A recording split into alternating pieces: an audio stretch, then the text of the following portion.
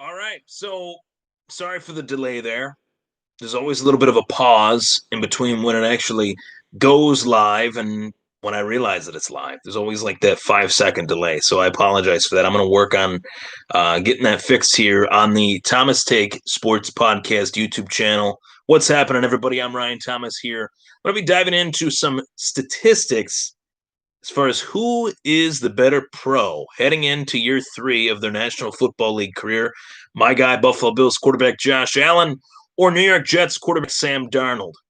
I found the stats very intriguing as to Allen's stats, as to Darnold's stats, and I wrote them all down here on the Thomas Take Dry Erase board. A lot to dive into. If there is anything on here that you guys can't read, my apologies. Try to make this as neat as I possibly could. It's very difficult, but I was able to make it happen. Allen and Darnold by the numbers.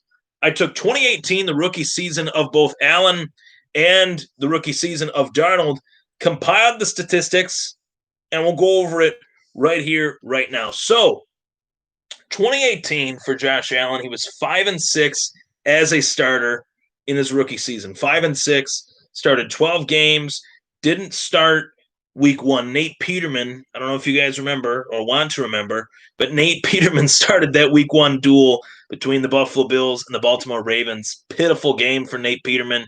He gets pulled late in the game. It's like a 42-7 game, 42-3, something like that. Where the Baltimore Ravens were whooping on the Buffalo Bills. Buffalo Bills put in Josh Allen, and first down of the game was Josh Allen's first pass of his Buffalo Bills career. So that is the beginning of Josh Allen's career as a Buffalo Bill, to put things in perspective. And looking at 2018, 11 games started out of 12. If I said 13, it was 11 games started out of 12. The key statistic for me, whenever I'm looking at a quarterback, is that completion percentage. For Josh Allen, it was 52.8 his rookie year. Not a great stat line, to say the least. Not great.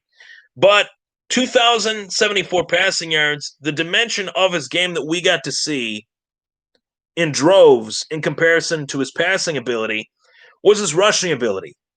10 passing touchdowns for Josh Allen his rookie season, eight rushing touchdowns for Josh Allen his rookie season, 12 interceptions. So a total touchdown ratio of 18 total touchdowns, 10 via the air, 8 on the ground, 12 interceptions. So a so-so season, but when you put it into perspective, Allen did not have the best supporting cast, didn't have much of an offensive line like he does heading into his third season, like he did heading into even his second season. And you take a look at his second season and you see the correlation between the two. You see the correlation between having an offensive line and not having an offensive line. Those rushing numbers still very good in 2019. 10-6 record, by the way, 16 games started, 10 wins. That's a great win-loss record for 16 starts. Allen, 16 starts.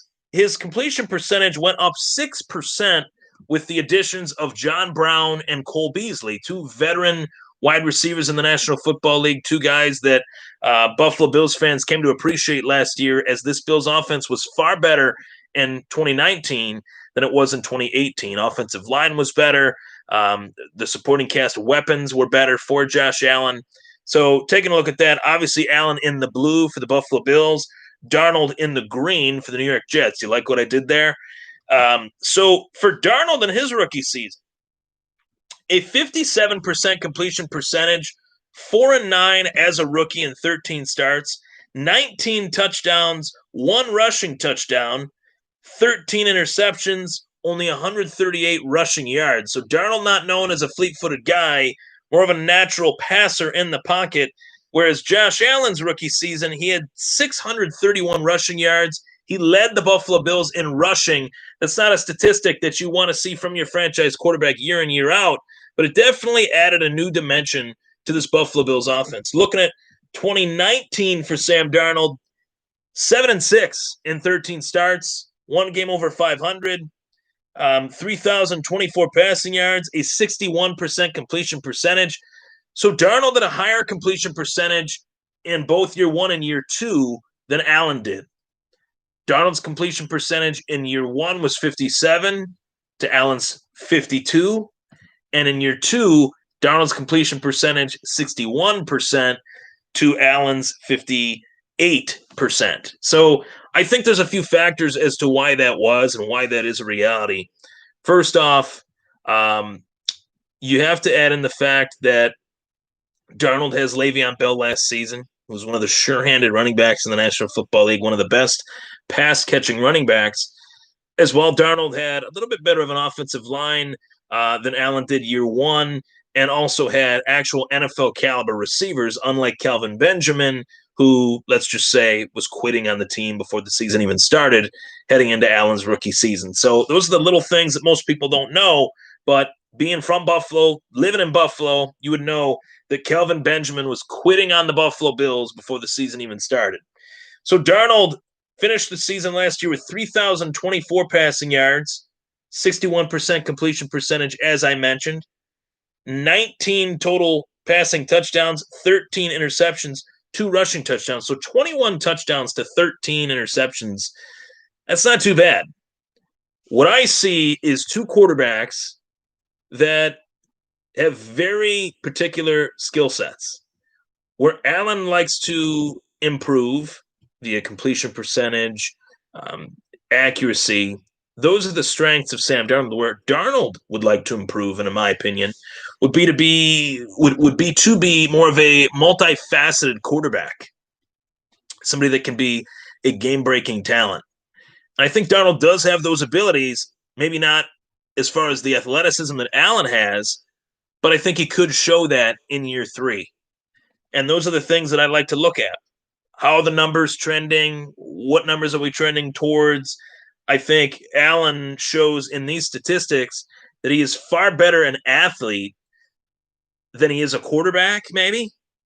And Darnold shows that he's more quarterback, not athlete. As these weapons on the Buffalo Bills continue to get better, with Stephon Diggs in the building now, with Dawson Knox heading into year two, I can only expect those numbers, those quarterback type numbers, passing numbers, completion percentage, to go up. If Allen's completion percentage went up 6% from year one to year two, I could expect it to go up an additional 3 to 6%, which would then put him at a 63, 64% completion percentage if he does maximize that and does add 6 more percentage points to his completion percentage. Stephon Diggs, a true number one wideout, one of the best contested ball catchers in the National Football League. I expect those quarterback numbers to go up for Josh Allen, the quarterback statistics, if you will, passing yards, completion percentage, yards per attempt could very well go down for Josh Allen because he is the one quarterback that throws the deep ball more than just about anybody, but that could also increase his completion percentage, throwing 10 to 15-yard throws rather than 15 to 30-yard throws, throwing 0 to 10-yard throws more than he was 10 to 15-yard last season. Inside the numbers on the Thomas Take Sports Podcast, Allen versus Darnold.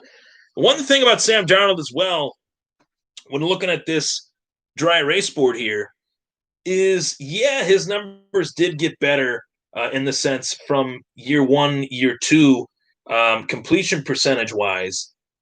But passing touchdowns and interceptions-wise, he remained the same. So I look forward to seeing how that, comes to fruition within this season. I look forward to seeing whether Darnold can continue this pace without Robbie Anderson, with Denzel Mims and Rashad Perriman. I don't know if the Jets really did their due diligence this offseason as far as building around Sam Darnold. I can guarantee you the Buffalo Bills have for Josh Allen. You look at what they did with this offensive line, Mitch Morse here, John Feliciano there, then the offensive weapons in year two, Brown, Beasley, now year three, you add another weapon in Stephon Diggs, and I highly expect Dawson Knox being far better in year two than what he was in year one. Could quite possibly be a top 10 NFL tight end this year. And the run game in Buffalo, a run game that the Jets have had in Le'Veon Bell. Didn't have a great season last year, but we know how dynamic a talent he actually is.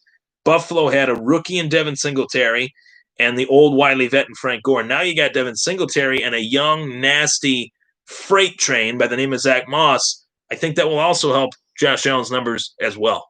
I'm Ryan Thomas. The better pro, the better athlete is Josh Allen. And I think the better quarterback will eventually be Josh Allen. You have to look at the situations that both franchises put these quarterbacks in. And I think the Bills have put Josh Allen in a far better situation than what the Jets have with Sam Darnold.